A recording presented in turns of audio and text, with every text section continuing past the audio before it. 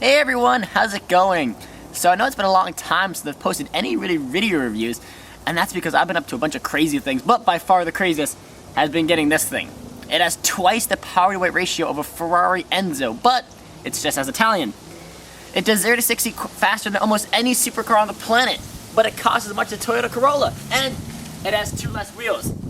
Let's check out this awesome 2007 Ducati 1098.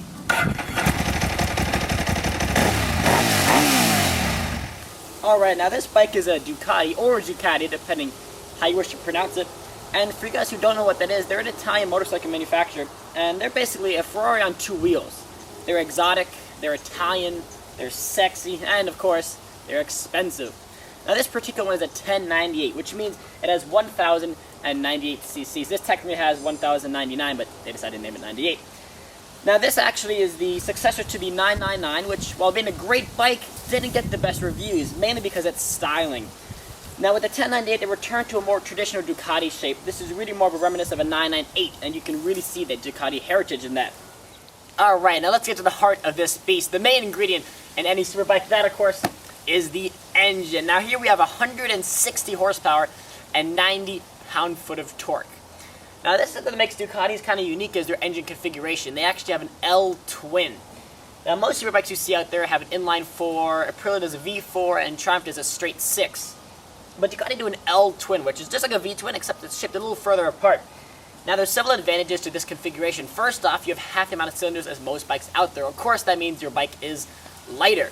Now on the downside, that does mean it's a little rougher. It's not quite so smooth to ride.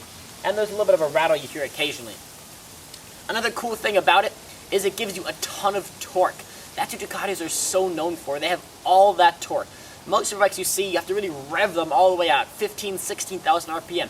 The Ducati really only revs to about 11,000, and all the power is really on the low end. When running this in the city especially, you really feel the huge advantages of this. It feels like a big American V8 motor, and I mean that all in a good way. It's got all that torque on the low end, and even if you're only 4,000 or 5,000 RPM, it just pulls. Now, on the other hand, this thing can rev, and it screams all the way to redline, and you're holding on for dear life, because this bad boy is quick.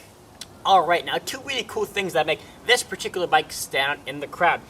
Well, right, you can see back there we have a single-sided swing arm. Now this is very rarely seen in motorcycles. It's really only in the top exotic brands, and it looks absolutely gorgeous, as you can see. Next thing is right under this cover right here, the Ducati Dry Clutch. Now this is something really what makes them very special amongst other brands.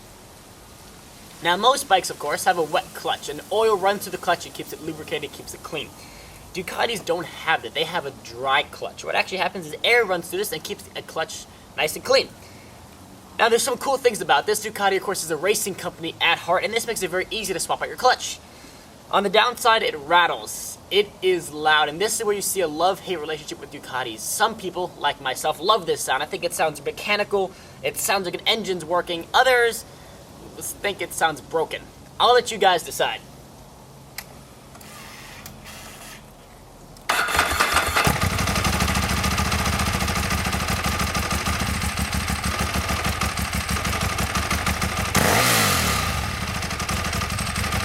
Will do 180 miles per hour, which is an insane top speed. So naturally, you want to have insane brakes, and that's what we have right here. Now we have 4-piston monoblock Brembos, 13 inches in the front, 9.6 in the back.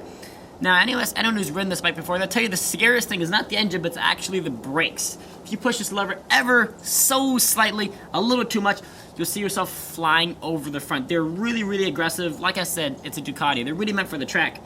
That being said, they're great on the road if someone decides to just cut you off.